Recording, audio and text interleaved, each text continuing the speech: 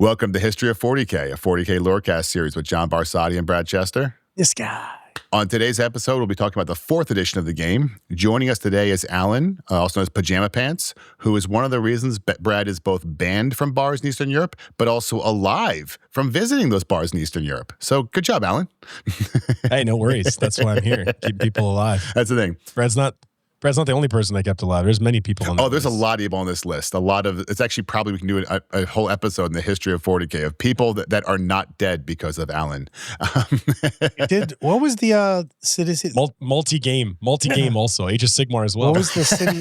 What was the city we were in Poland that you challenged the city to wrestling? Gorzów. There it is. How many languages do you speak now, Alan? It's all like one general dialect of Eastern European. I speak Eastern European. Conglomerate.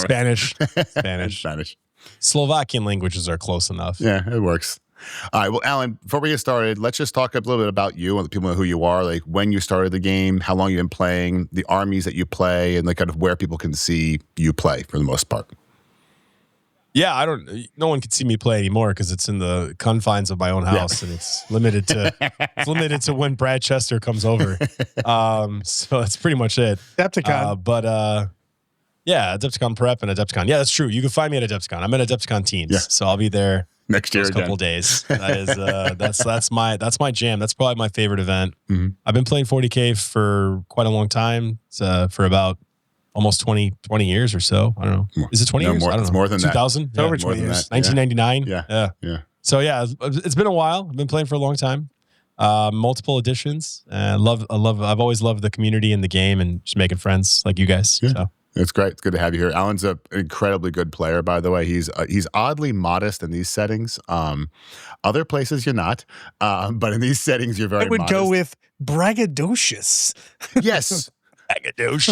When the time calls for it, he is. But to Alan's credit, he's not when it's not called for. But let's begin. The History of 40K is a once a fortnight show focusing on the history of the game of Warhammer 40K, tabletop, video games, movies, etc., but primarily a focus on the tabletop game itself. To kind of set the stage for getting to 4th edition, to rewind a little bit, in 1998, Games Workshop released an update to the game, entirely new edition marked as 3rd edition. This was kind of the creation of the game of Warhammer as we know it today. No more D10s, D12s, D20 dice. Everything is D6. And the entire game is actually streamlined pretty far into fixed movement, fixed everything, to both speed it up and make it easier for players to pick up.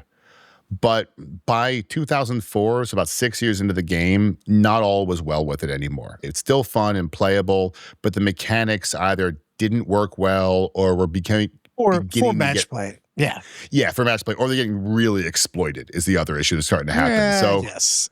And this was just, it was an early iteration. This was a normal thing, but there was time for a shakeup. And in August of 2004, 4th edition is launched. Released with the Battle of Macragge box set, which I like to point out had only 10 Termagants, 6 Gene Stealers, and 10 Space Marines in it, along with some terrain. Terrain, though. It did have terrain, but what I like about it, though, is they added in 1 scatter dice, all your templates, but they also gave you three 6-sided dice, which is an odd number to include in a box. Well, it's just enough dice to tell yourself to go buy some dice. Yeah, there might be more of that in, was it Mouse Hunter or whatever the game is called, where you trap a mouse in a box. Mousetrap. There we go. There we go. Although Mouse Hunter sounds like a good game, I feel like we should. It looks like Mousetrap, but it's this mouse in a trench coat looking noir. Yeah.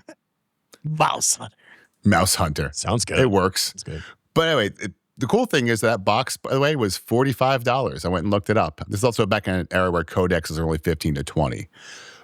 So things were a little bit cheaper back then. It was also 23 years ago, or was it? No, 19 years ago, so whatever. But more importantly, though. I love that you were off on all of them. Yeah, it wasn't even correct. 21 years ago.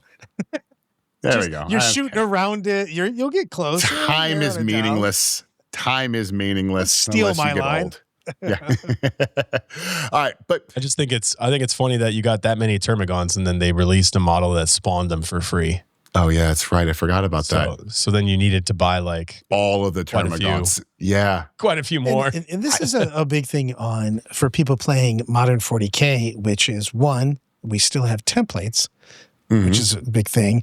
We have a wildly different terrain interactions, which we'll talk a little bit more about that later. We already talked about in the last episode on 3rd edition. But we also had a lot of free stuff, which we don't do anymore. Reinforcements cost points. Back in the day for a long time in 40K, if you could summon something, you could make something regen cost 0 points. Yeah, that was also they didn't fully abuse it yet. Yeah, they didn't fully abuse it yet. 4th is still pretty clean of that. But a little bit. I'm just saying that like this is still these are the type of rules though that were they were around longer than modern 40K. You know, when you're talking 8th, 9th, 10th. That's true. The 1st edition lasting 6 years is crazy too.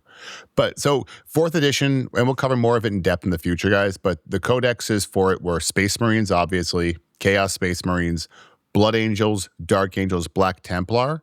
Then we get Catachans, but no Guard, just Catachans, because they were the cooler ones, Canada, especially in 3rd edition.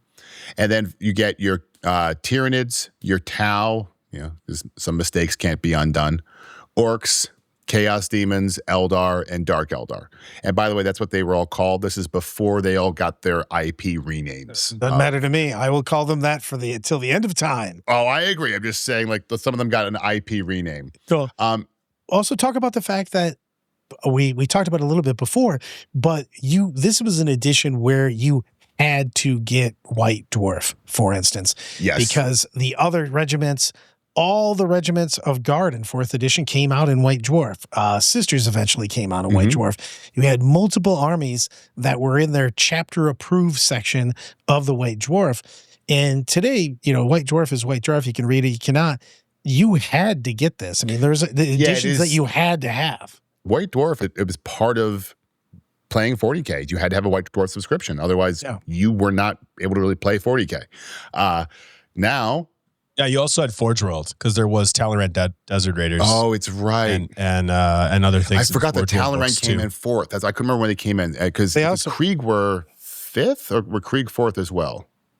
The models existed, I think, during 4th. I'm not sure when they got specific rules. Yeah, they're Forgeworld models. Yeah, well, actually, I know they got an amazing codex with incredible. Well, it was actually in the Forgeworld book. That's what I'm trying to remember what it was. Yeah, but back then you'd have like a Bible at your store, at your Games Workshop. There's a big book, and you could find any part anywhere, like any bit for anything that they ever made will have a SKU number, and you could just order it by the parts. Oh yeah, it is. Including Forgeworlds. Yeah, I really do love this stuff, by the way. The old way we used to buy stuff where it was you looked at a picture in a catalog and then gave someone a number and then it would arrive in a period of time. It's actually really fast. Yeah. No, it was fast. I remember it being fast. I mean, we had a bunker. We had like a big place. We had one of like the central hubs. Right. So maybe in the smaller Games Workshop, it wouldn't go as quick. But it was great. It was a really good experience. And then if you had like a Connect, if you knew someone who worked at the company, you could pay for it. Like it's by the gram. You were ordering pewter. It's by the gram. It was amazing. Yeah. It was like the best thing ever. You can order an entire pewter army. It's like a bag that you can murder someone with. Yeah. It weighs 27 pounds. And like the whole thing is by the gram. It was awesome. So I did just look it up, by the way. Yeah. So Krieg came out in Imperial Armor Volume 5, Siege of Cracks. Oh, okay. That was released in 2007. So that would have been this edition, but on the tail end of 4th edition. Yeah, I remember it being I thought too. Same thing. But there's a lot of armies that were from that. You had entire armies that were only through Forgeworld and stuff. So you had to come.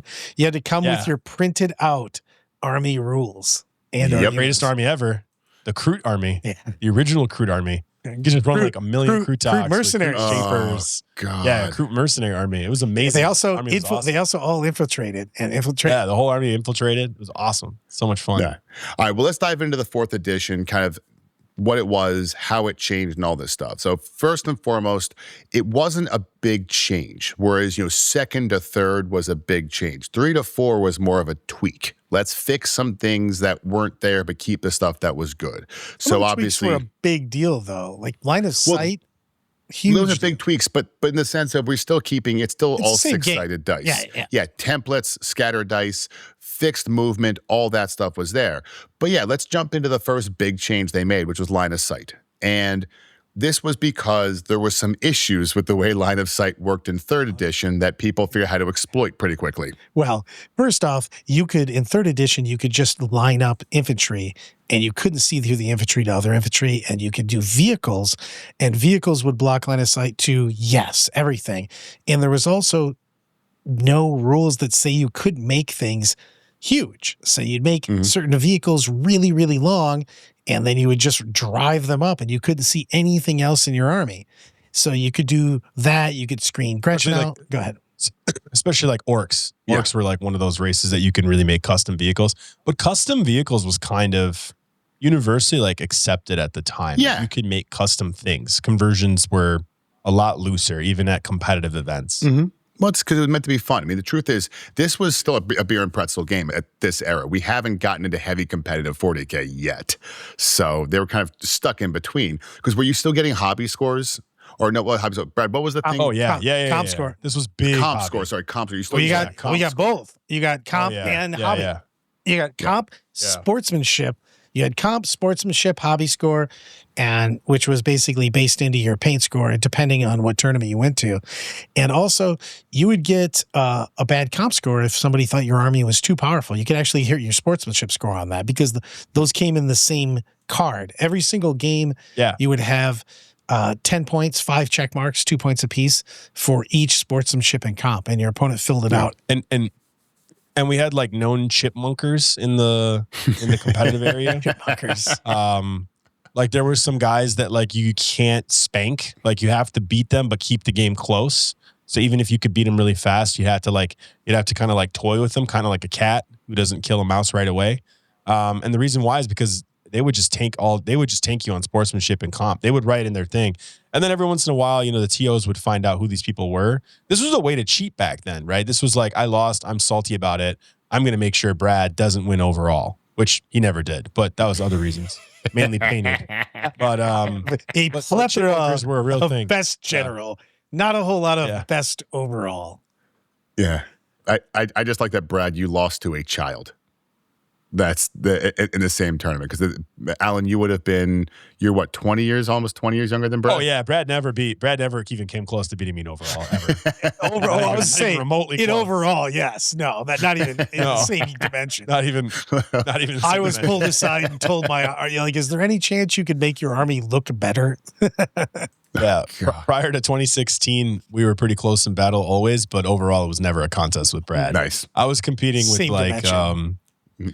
a whole different group of people that actually, honestly, a lot of those guys don't play anymore. Yeah, that happens. A lot of the really good players / painters that existed at that time are not really playing as much anymore. That's too bad. All right, but let's actually talk about what the line of sight change was. So before this, to everyone's point, was all infantry blocked infantry, vehicles blocked everything behind them. The problem is people could game this a little bit. 100%. And so they changed it over to now reclassifying units by size. And there's only 3 sizes: small, standard, large. Small is what we would in modern 40K would call swarm. So Ripper swarms, Nurglings, all those very diminutive, I think Gretchen probably were in that too, really diminutive models. And they could then only block line of sight to other things that were small. Standard is the most common one. That's going to be your Marines, your Terminators, really anything on foot that's not, giant. And then they would, of course, block line of sight. I think it's to themselves and smaller, correct?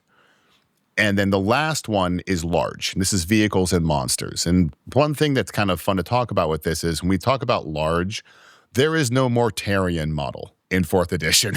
It's a really good point. Stuff is so small. Yeah. The differences between the tiers is tiny. Like the difference between a Gretchen and a Space Marine at that time was like almost nothing. They're so small, the models. And then even an Avatar is like slightly bigger than a Space Marine. Or even a Carnifex was like, I think they started getting new models around this time. But the old like 2nd edition, 3rd edition Carnifexes that people still had, or Hive Tyrants people still had, or Zoanthropes, People still playing with those models at this time. Yeah. They're very small. Yeah. Very small. And so that's why this classification helped a lot with that. Well, let's talk about where you were firing from, because in these editions, you had to fire from the gun and you were line of sighting from the actual eyes of the model. So you had, if you were firing off a vehicle, well, actually you were firing anything that had an actual gun, you would draw line of sight from the gun itself. And some guns could spin, pinto mounted turret mounts could spin around, but like things that were set, like your las cannons could go like tilt, 45 degree. And that was all you could fire off them.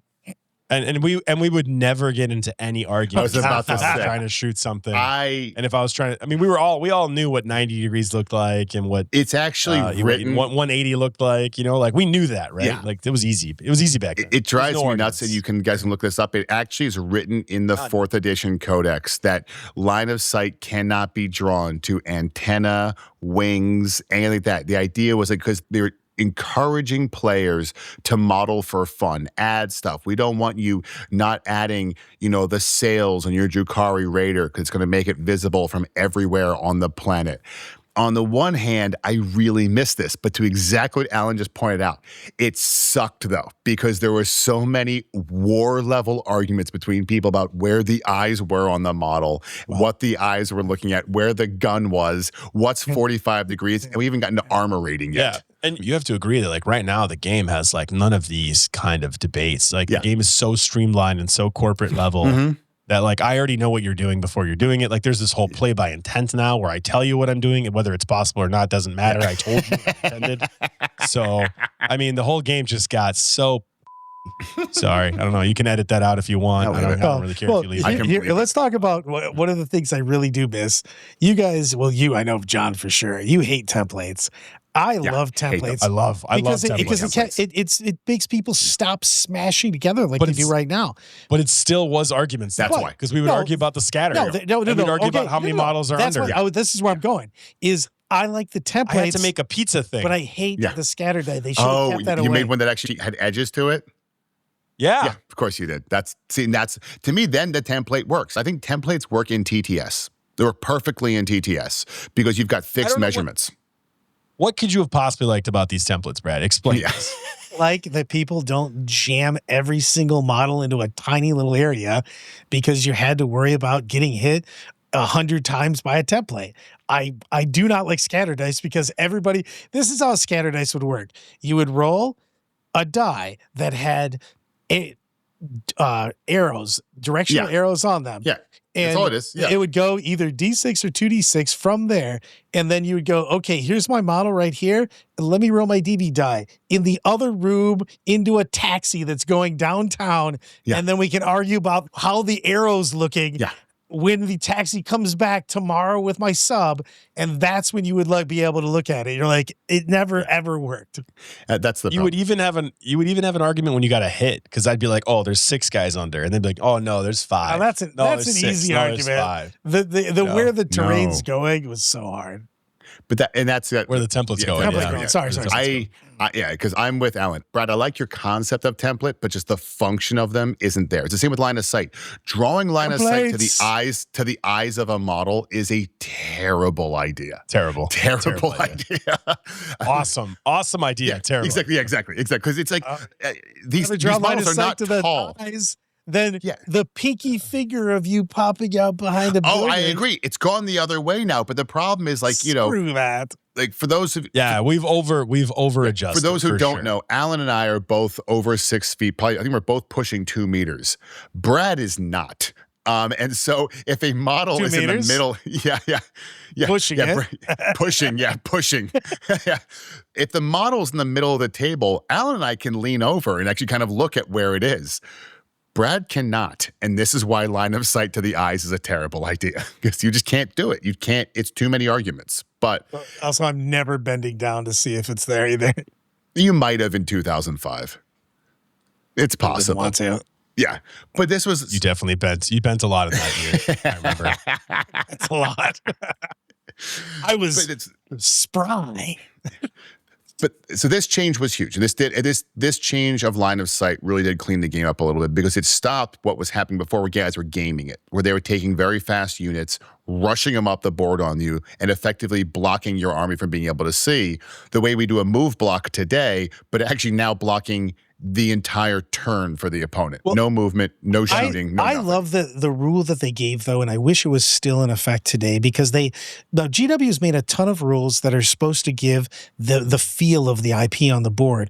And target priority was a really good rule. Target priority said roll your leadership and then you can shoot whatever you want because you've got your discipline, you got your stuff together, but you had to at least roll because there's stuff right in front of you, and that's scary, man. Like even though you're supposed to be shooting down over here, thematic. It's 100%.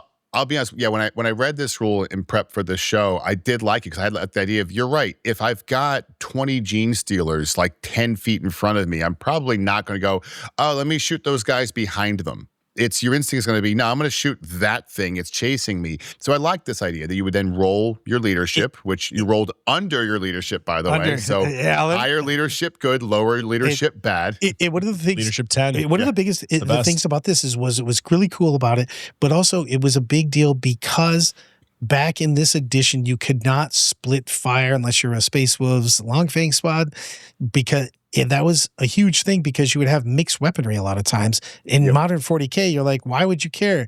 2 las cannons shoot down here, all the little guns shoot here. Nope, you chose a target and you shot that target. And that was all you shot. And that's also, well, let's talk about this. Heavy weapons. If you moved, couldn't shoot them unless you were a Terminator, a platform, or a monstrous creature. Yeah. And so I will say there's something I take a lot of joy in as an orc player when someone has to shoot one of my Gretchen with a las cannon. You just feel good. It feels good. Like, wow, that was a big waste of your time. I think on a quick segue, GW might have solved the shooting thing the best in Lord of the Rings, the Middle Earth game. And the way it works is, I'm going to explain it in 10 seconds. If you want to shoot through something that isn't the closest, you actually have to shoot through the thing that you're shooting through. So when you have to roll to hit, and then you got to figure out what you hit. So there's a second roll. Oh, interesting. And depending how good of a marksman your shooter is, it will change the dice roll. So if you roll like low, you actually hit the thing in front. If you roll high, you hit the thing that you intended to hit. If you're Legolas, it's a 2+, right? Like you hit on a 2, you dodge the thing on a 2, you hit the thing you wanted. Yeah. Right. But it's just an extra roll. So it's kind of interesting where if you're shooting through something, there is a chance that in the heat of battle, you actually hit the thing that was in between you and your target. Okay. I like that that mechanic quite a bit. I like that mechanic a lot. Yeah. And then if you're playing and you know that, you intentionally put fodder in front of like your important thing and their shooty thing. Yeah, the way that it's just try to give you some saves. It actually makes a lot more. It actually makes a lot more sense. To like, now I get some cover. Now, in 41st millennia, I probably should have better aim than that, but I still like the concept. So speaking of the rolling to hit in both shooting and hand-to-hand made more sense in 4th edition than it does right now. No. Okay, well, they're different. So let's go through the shooting phase now. So the shooting phase, they kept the same for the most part. So it's a weird setup where it's -7. It's 7 minus your ballistic 7 skill. minus and modifiers. So you want to have a higher ballistic skill than a lower ballistic skill. That's the most important thing. So if you look at these old data sheets, someone had a ballistic skill of 5. That's awesome. Whereas today, you're an orc. It's 2s to hit. Yeah, exactly. That's exactly what you'd want. So outside of that, though, that part's a little bit wonky. Everything else is the same. You roll to wound. The chart's effectively the same as it is today. I mean, I take a different opinion on this one than Brad because you just didn't have a range, right? Like back in this edition, if your ballistic skill is 5 or better, you hit on 2s. Yeah. I'm more talking about hand-to-hand. Because we had to compare. Yeah. When we get to the melee. Even hand-to-hand, though, there was no hitting on 2s and there was no hitting on 6s. The ranges were not there in the game. Yeah. Like you didn't have a hit on 6, you didn't have a hit on 2. Yeah, you always hit on 3, 4, and 5. It's interesting because what they had was it was inverted, whereas but they had the wound chart. I think in this edition, the wound chart is different. It's way better because the wound chart it is weird the idea that you could take a bunch of guardsmen, and they didn't have Imperial Knights in 4th edition, but into, let's say, a Land Raider. And it's like, I punched the Land Raider and I broke it. No, you didn't. They did. The current edition for some reason decided, and the current few editions have shifted to not taking into consideration what you're fighting when wounding, which makes no sense. Yeah. Right? Like a knight should always be able to. Let's just talk about it. We're just saying. Yeah, it's crazy. In 4th edition, you had, if you were equal to, you wounded on a 4. If you were less than, you wounded on a 5, and then it went up again to 6, and then obviously the same way, basically the same way that it works right now in 40K. However, instead of doubling if your strength is 4 and the toughness is 8, you just couldn't wound it at all, which I kind of like, actually, because there's no reason that a Gretchen is putting a triangle leg lock on a Land Raider somehow and killing it. It doesn't make any sense. Yeah, it's one of these things where, because unfortunately with the D6 mechanic, you do just the math runs into a situation where you kind of better off not wounding than saying, well, in this rare occasion, the Gretchen gets pulled into the treads of the tank, which then damages the tank. It's like, look, that's fine if you're rolling a D12 and you were to say, okay, on a 12 that happens, all right, I'm okay with it. But it's on a 6, it's 18%. It's just enough where you're like, this just feels weird. Like, and as someone who plays and played orcs, and I've ran Gretchen into things that have taken down knights with Gretchen. Thanks, Zod. But I hit +1 to wound. Hell of a drug. Yeah, was very with full rerolls. Yeah, I was very confused. But anyway, seems good. Yeah, seems that good. happens. So it was a really nice thing. But outside of that, from 3rd to 4th wasn't that big of a shift. What they did do in 4th, though, that I thought was a big shift, had to more do with the saves. The initial bit is the same. Your AP is different than today. AP is now what you ignore, not a modifier. So again, lower is better. So plasma, for instance, is AP 2. If you have a 2-up save, you don't get a save against plasma. Also, there isn't a whole lot of anything. If you wound and you have a 2-up save and you don't have a cover save, pick your model up. Yeah. And so this is a very strange thing for people watching today. So if you see, hey, why is Melta AP2, but like a bolter is AP6? Yes, it's because it's inverted. The idea was it was more of a negation equation than an actual modifier. So you Power had that weapons didn't allow a save unless you had an invuln save. Again, this is the day of the power weapon or the great equalizer.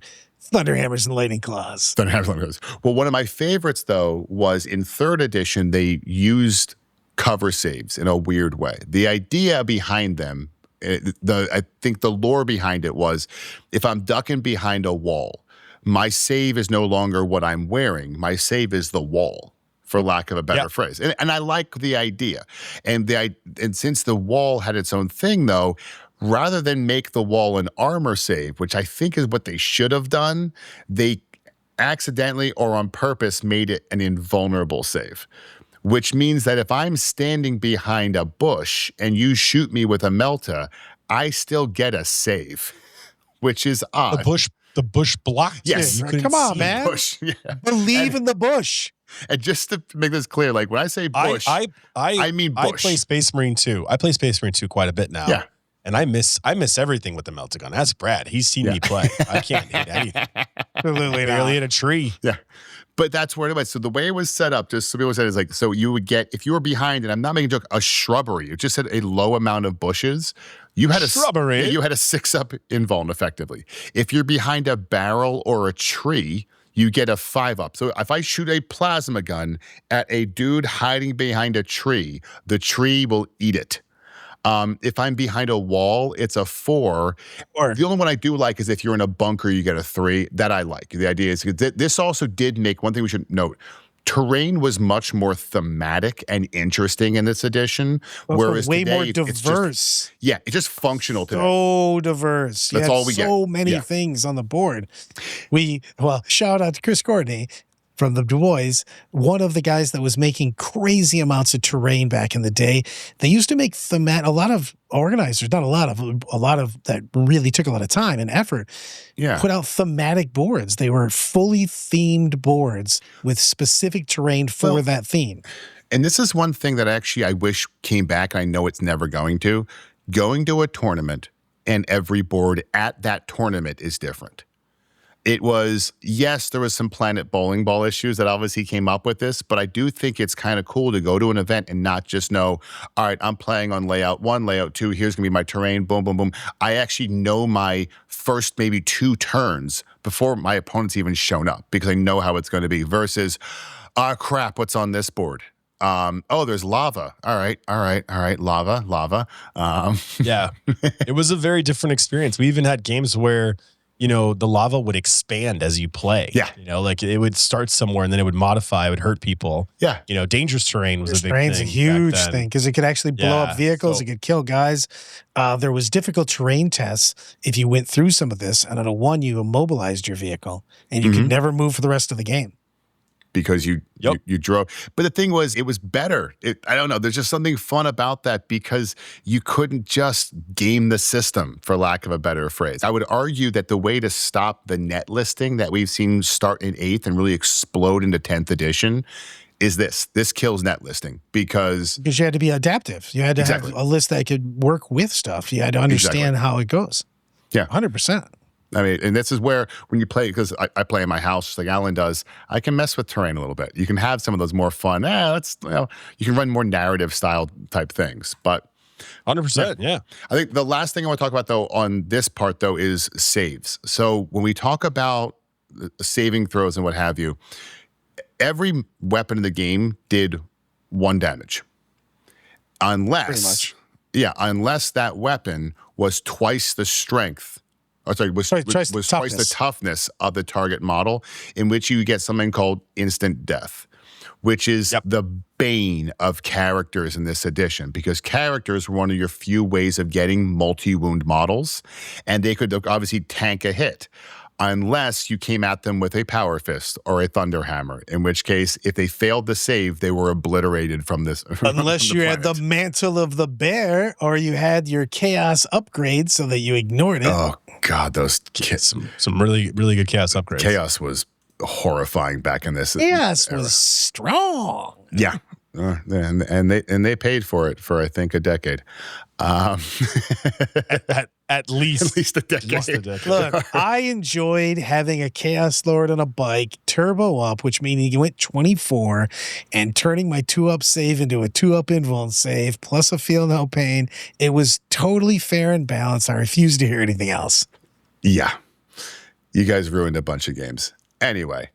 The other thing, too, that was nice in 4th edition was an expansion of shooting. So GW in each edition kind of moves around between shooting and melee. You see it kind of ebb and flow a little bit.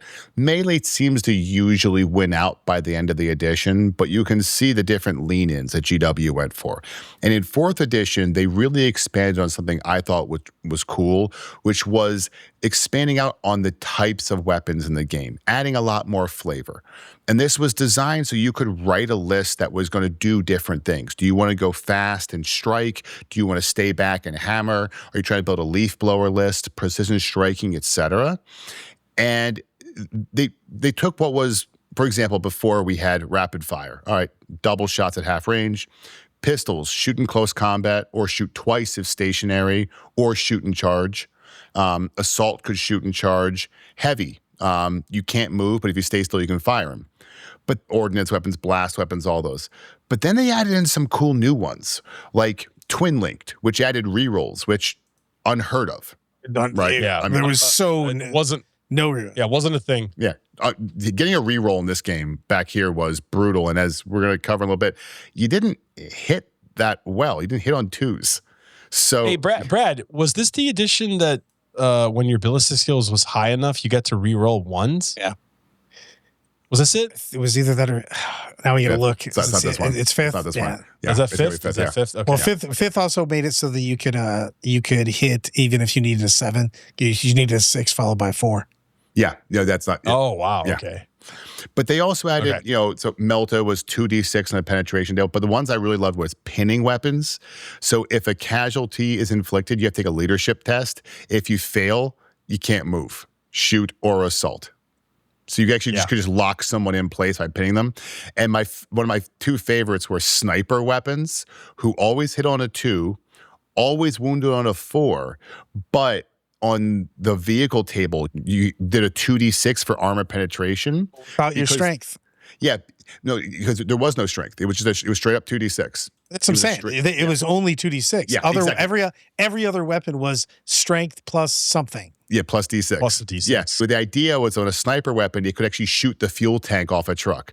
Now, tell me you watched a bunch of 90s action movies and had to write a rule about it. That's all that was. Oh, yeah, there's a that propane thing's tank. blowing up immediately. That's a lot of watching the A-Team went into writing that rule, but it was awesome. In my life, though, there's been a lot less exploding cars than I thought there was going to be from watching TV as a kid. It's the same way, like if you're changing the propane tank when you're growing, you drop it in the ground. It's like every time, oh, I'm not dead. I just assumed that's how that worked, you know?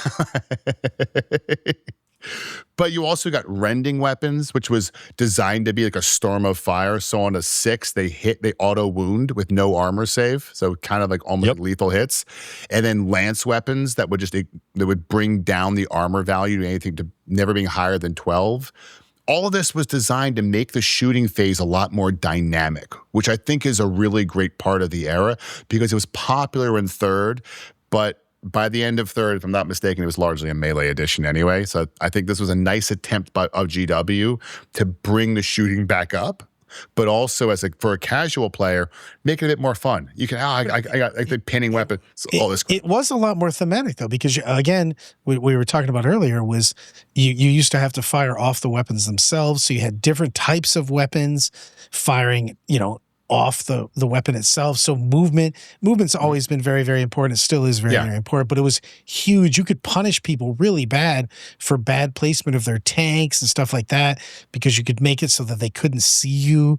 You could attack, like if you attacked a Land Raider from the back, I think they had one weapon that could actually shoot you. If you grab it. Oh, wow. That's right. Yeah, it is. We'll have to talk in the next cast we do on this one. We're going to talk a lot more about vehicles and just like how important it was to sneak behind a vehicle. Like it was just rear armor is a real rear armor and gun facings. Gun facings. Cool. Yeah. Cool note is like, I never remember ever having a conversation with someone, whether or not, like if I move here, am I going to be in your arc of fire next turn or not? Like that wasn't a thing. Like we didn't have those kind of conversations. Remember, so we talked about it in 3rd. Same thing stayed in 4th. You could not pre-measure anything in the game. That's what I'm saying. Yeah, you can't. But you couldn't you couldn't ask everybody. But we wouldn't even ask. Like the game was so much more like poker, like played when it's played. Yeah. There was no conversation on like, here's what I intend to do. Like, what do you think? Yeah. And like, if you tried that back then, you'd get laughed at. They'd be like, what do you mean? What do I think? Shut up. Yeah, move your models. Yeah, they think you're cheating. I mean, and you can't pre-measure, sir. Yeah. You can't do anything. You can't tell me what you want to do. Like, I don't care. Like, it's going to be what it is. Like there would be no conversation. I do find the lack of pre-measuring. Let's take a moment on that. Another thing, I hated it, and I'm so glad it's gone. Only because everyone pre-measured. Everyone found a way to pre-measure, either by, what's the gap between my index finger to my palm? What is, how long is this straw in my Dunkin' Donuts cup? Length of my forearm or put a mark on your forearm. I remember seeing people back in, like, I think it was 2nd edition, lean on a table and put their hand down and then another hand like this, kind of walk this way. Yeah, see marks on their arms. Everyone cheated. So I'm just so glad they finally were like, look, you're all pre-measuring anyway. Let's just get rid of this stupid thing. Let's get something very clear. Everyone's still cheating. But, exactly. But on the pre-measuring, let's just not pretend that no one was. Yeah, guys, I just had no idea how long that was going to be. Luckily, I made it by half an inch. Woof. Thank God. Can't believe it. Yeah. So it's good they got rid of that crap, because what we're going to cover next is the melee phase, which is maybe the most pre-measured phase of the era, because melee still had the same lethal rule. Well, what I'm saying pre-measured, because it's still the same rule, 6-inch charge. So you got your movement, which is going to be 6 or 12, depending on what you were, and then you had your 6-inch charge. No 2d6 dice, just straight 6-inch charge. And you have no pre-measure. Get it wrong, and you're hanging out an inch from the enemy with probably no cover. You're not going to go 3 inches away from your vehicle. That's it. Yeah, it's probably not going to go very well. And so charges could be declared if a unit had either not shot or had a weapon that allowed them to shoot and charge. I assume there were probably also some chaos enhancements that would allow for it anyway. But on the shooting thing, we talked about this earlier about target priority. So modern era, you put a bunch of, like, say, gene stealers in front of my army. I can shoot behind them and kill something, then charge those gene stealers and kill them. I could not do that in 4th edition. 4th edition, you could only charge what you shot at. So also kind of cleaned the game up a little bit. You didn't have this massive There was split so many fire. guns that you couldn't shoot if you're going to charge anyways, though. You shot a rapid fire weapon, you couldn't charge. Well, exactly. What I'm saying is, but even if you wanted to, you couldn't. You might assault weapon. I couldn't shoot the unit to the left, then charge the one straight in front of me. That was that. So you get in.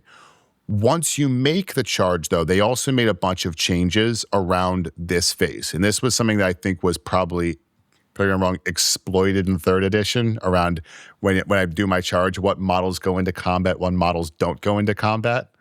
Still exploited in 4th. Nothing changed there as much. It got way more exploited after. Yeah. Like when you didn't have to go shortest distance and you didn't have to maintain you had to maintain. So you in 4th edition you had to charge. The first model had to go on a direct line to the closest thing. So when you say first model, it's the absolute closest model you had to the enemy had to go, boom, make contact, move. Just like today, actually. It's the same move we have today, but had to make contact from the closest point. They do not have that today.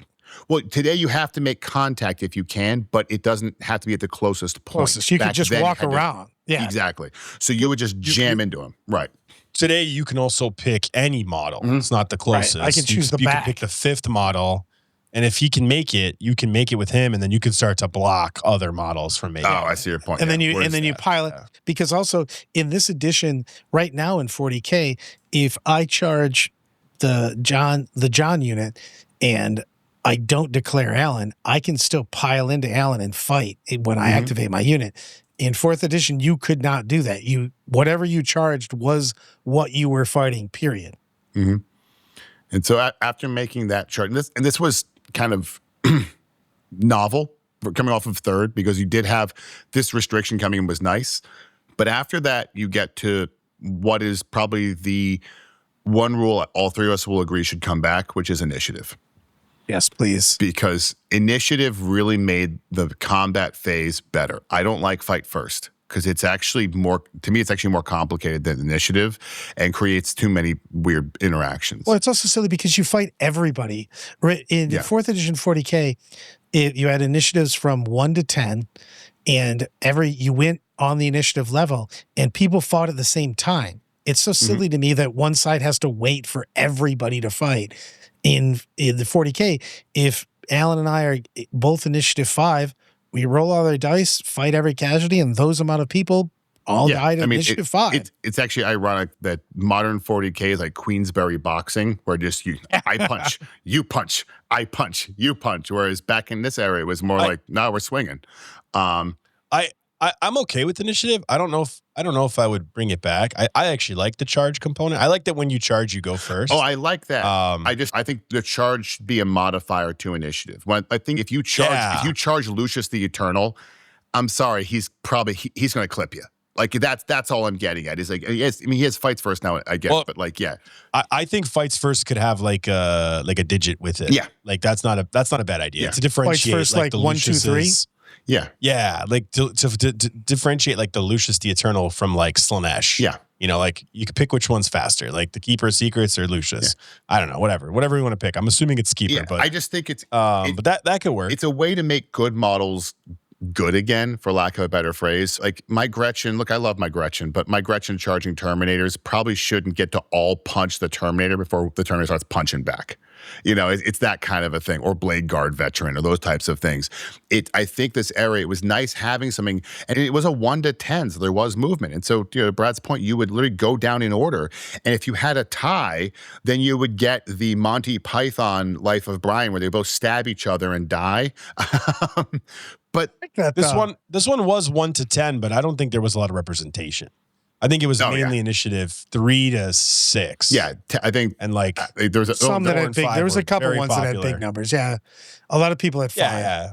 The Forgeworld Keeper of Secrets was a 10. It's the only model that I think was a 10. I mean, most guys were 4s, but it was nice to having it set up that way because, yeah, it is kind of cool having the charge fight first. But what happens when I make 7 charges? Cool. So you just get to stand there while my army goes from left to right punching you. It just feels kind of weird.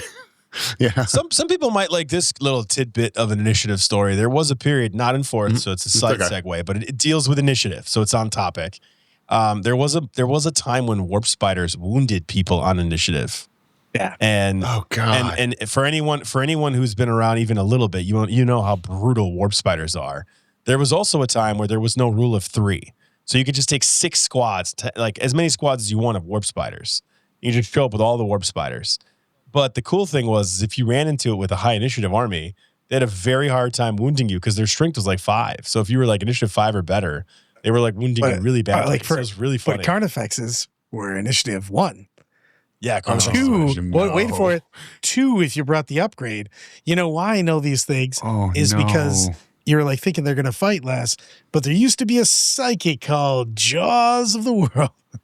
Yeah. And you would have to roll, which also killed you on initiative. Which you had to roll you had to roll your initiative under. Or under. You had to roll your initiative or under, or you just picked up the model. So you just went Carnifex, cool, roll a 1 or die. Oh, and this was also a targeted thing too. So enough of a segue, but initiative was really cool. It had a lot of components, not just fighting. Yeah, and I'd like to see a way, not bring it back in its original form, but I'd like to see something hybrided back into it, just to make the melee phase. Again, it's as someone who plays, it's that piece of someone with the Blood Angel army charges you with their entire army. And it's like, cool. So you can interrupt once and then you just stand there. It's just kind of lame where it's like, hey, like, okay, fine, your Blood Angels charged, like even my Orc boys, fine. But there's some knobs here who I think are going to have a word with you. That's all I'm saying. Like, yeah. But on that note, though, let's talk about the actual fight phase and the way you hit. Because I don't love this, I'll be candid. So your hit chart was, well, the reason I don't love it is your hit chart was only a 3 to a 5. You would take your weapon skill, and it was against the defender's weapon skill. You could have made it far bigger on that, I guess. But I just like the fact that if a legendary fighter is fighting a Gretchen, he's going to hit better than if he's fighting another legendary fighter. It's crazy to me. Totally agree. I think it's fair to say, if I'm a great weapon skill, but I'm fighting, a mirror match, I should be hitting half the time because we're equally good weapon skill. What I didn't like about the chart, and you guys can see it in the screen right now, is there was no 2s and there were no 6s. The idea was that even if you had a Gretchen fighting Lucius is hitting the Gretchen on a 3. 3, and they're hitting on a 5. I'll give you that. 5. You can. I think you could stretch it out, but I do think that it should be comparison because if Alan's a legendary weaponsmith and I'm a dude, I'm a grot, he should hit me on a 2. And if he's fighting you and you're a flawless blade, well, it's going to be a lot harder to hit you. I guess we could also just get rid of caps to modifiers because we kind of had that in the 8th edition for a little bit where you would come in and be like, all right, well, this guy's now -3 to hit. Good luck. Yeah. Jack 2. Hey, you hit me on a 7. 2 of the 3 on this podcast, all played Eldar in 8th edition. Actually, Alan, you probably did at some point too. So we all abused that rule. It was fun. Fair and balanced. Fair and balanced. Fair and balanced. It's totally fair. What's this unit? -5 to hit. Wait, what? Or you could just cast invisibility on them. Yeah, that's 7th. Whoa. We don't talk about 7th on this cast, sir. Oh, we will. 7th is going to be the party. I think the 7th cast is going to give people PTSD who are watching it. Like, oh, God, that was the worst year of my life. You know what I think I'm going to do? I think I'm going to pick up this piece of terrain with my unit on it and move it. I think that's what I'm going to do. Oh, my God, 7th edition had the dumbest rules. It really did. Like, what were they thinking? Oh, all right. But let's talk about, but let's end today with a talk about how devastating morale was. It is not anymore. Yeah. So morale is something that for people who are newer to the game is a rule in the game that has always been there, but actually had meaning before. And it had layers to it. So the first piece of morale you would deal with was about the end of the fight phase. Fight phase ends, and each combat that you're in, you would count out the number of wounds dealt, and that was it. So not dead models, but wounds, because you did have some things where multiple wound. Whichever unit took more wounds then they lost the combat. And now they would have to take a leadership test. And this is the first stage in leadership being a giant pain in the butt. Because the first thing that happens here is, should they fail this leadership, let's say they pass leadership, nothing changes. They hang out, and the next turn, more punching. If they fail the leadership, you then have to move back. Is it D6 back? It's 2d6 for infantry, 3d6 for jump packs, and people that were mounted will be considered mounted today on bikes or something. However, that's not all. You don't just fall back, because two other things will happen when you fall back. One, the opponent will chase you. So you fall back, and then you have to roll an initiative characteristic plus a d6. So does the attacking unit. So the falling back unit is going to roll initiative, or roll a d6, add their initiative. The unit that was just fighting them does the same thing. If the unit that was fighting you rolled, is it higher or equal to? Equal to or higher, you die. Your whole unit's gone. Yep. You're run down. Yeah. You're actually considered dispersed, so you are no longer effective combat unit.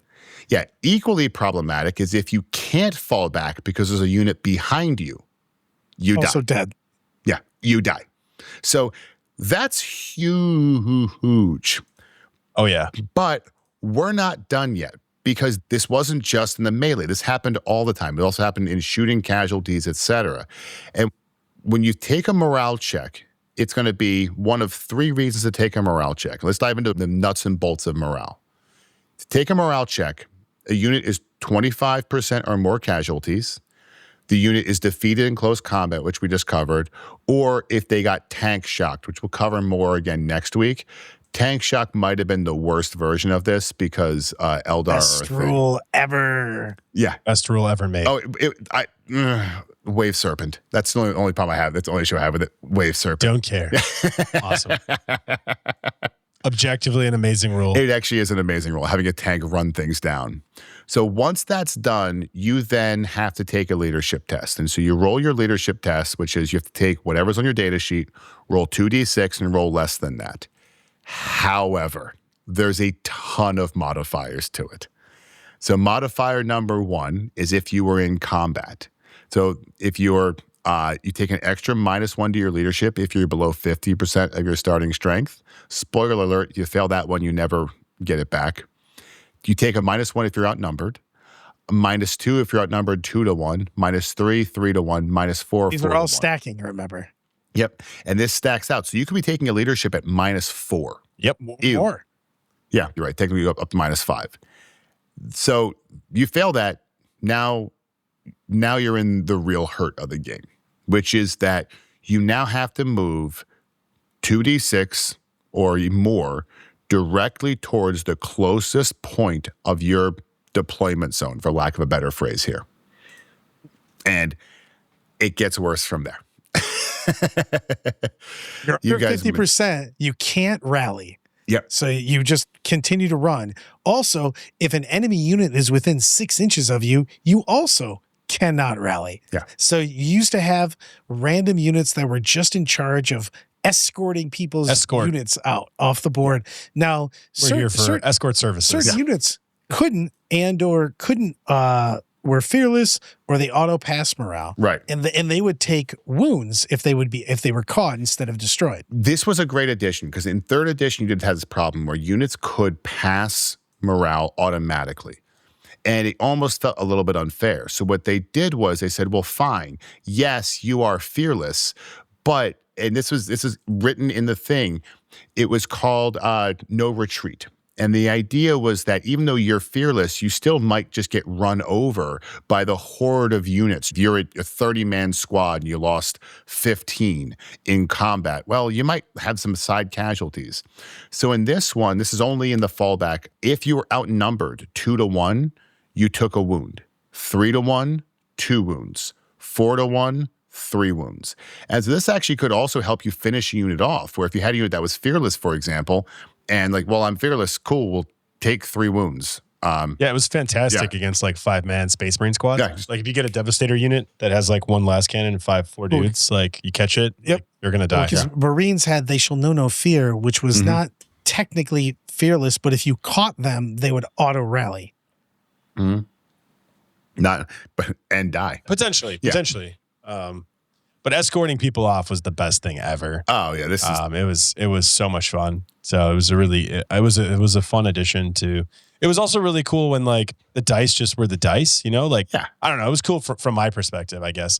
But like you have like a transport and like someone blows it up and then you like fail your morale because a weapon made you take it or you took casualties from shooting and then you just run off the board. It's just hilarious, especially if there's like a character. Because you ran right away too.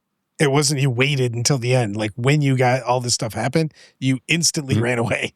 Yeah, and you got chased down the board, and you can only recover in your own turn. So as long as I kept them within 6 inches of you, which I have my movement phase to do, that unit never rallies. And they also had great mechanics on this because if you made a unit run and then you had another effect that would make them run, you could make them run again in the same phase. Yeah, you can make them run twice. Yeah, and also if you could put something behind them, they couldn't run into that, so then they would die. The other one too is that I realize as we're talking about this is there's no Overwatch in this era. So you can't stop my movement phase. So once something goes to run, if I've got the movement, you actually have no way to stop me from making it run, except I guess maybe positioning your army to shoot me on your turn. It's just there's not a lot you can do once this mechanic began. And we had you could position left and right flanks to not allow your opponent to get behind you to create the U, and then you can create your own. You could catch your. I've done this. You could catch your own unit. Yeah. So you'd make it. So what you could do is you can even make it longer. You can make it take more turns for them to get off board, so you have more chances to regroup. Oh, because they couldn't go through you. It's because technically they would then have to follow. I didn't realize that. Zigzag them. Oh, so you do that. Oh my god! And then you could zigzag them. And you also had set movement and stuff. So if you either went 6, you went 12, or like fast vehicles that went turboed could go 24. So you could zoom back and make somebody either continue to fall back, or you could take, a speeder and pivot it and make your army, your guys go around it because they weren't considered destroyed until they were off the board. Yeah. One thing I do like those, you could still shoot during this era though. So if you were falling back, you still did get to shoot. So if the unit was tanky, it could do some tanky stuff, on the way off the board. But they only if it could fire a move and shoot weapons. But yeah, that's it. Yeah, only if it could fire a move and shoot weapons. Correct. Ugh. All right. So, before we close out this, because next week we're going to dive a bit more into some what I call the jankier stuff. We'll do some data sheets primarily, go back into vehicles. Stuff. Well, because that's what it really was. I think what makes these editions really nice is when we do these episodes, I want to do one episode talking about the core rules, how the game's played, etc. But then I want to have a second one talking more about, well, what did you mean by that? When you talk about a unit being escorted off the board, what made a good escort off the board unit? Oh, it's, Reaver jet bikes, whatever it is. It's this type of stuff. Let's go through the data sheets. Great unit. Yeah, exactly. All these little things like this made this unit was an auto include in my army every single time because it would do this, this, this, and this. Probably some time on Chaos Demon Prince data sheet of options where it was a full page. Several. Full page of options. Because it's just kind of fun to really, this is all about nostalgia, guys. The whole idea is let's talk about a nostalgia of an edition that is never coming back. But pieces of it say that. Could. DreadX Demon Prince, baby. Oh, God. I also want to spend some time talking about just the hilarity of what the tabletop looked like back then. Because we had pewter, we got the first bits of plastic, and you had resin models, plus whatever Forgeworld was making their crap out of. Like, it was a wild place. Yeah. Much smaller terrain, So terrain models. was just made out of whatever at the time, too. Yeah. Yeah. Like Coke cans painted gray for silos. When was the last time, because you guys have all been playing for a while, that a forest was relevant in this game? What edition? 5th, 6th. I mean, 8th at least it made -1, but it was just dumb because everybody just shot through it. Half the people ignored it. I just shot through it. Yeah. That's what I'm trying to think through. Because, this is like 5th or 6th. Because this edition, we're still at the forest. This was an edition the better question, John, is that when was amphibious key rule last God useful? Okay. Going through water, baby. Definitely 4th. And it was definitely fourth. Rule.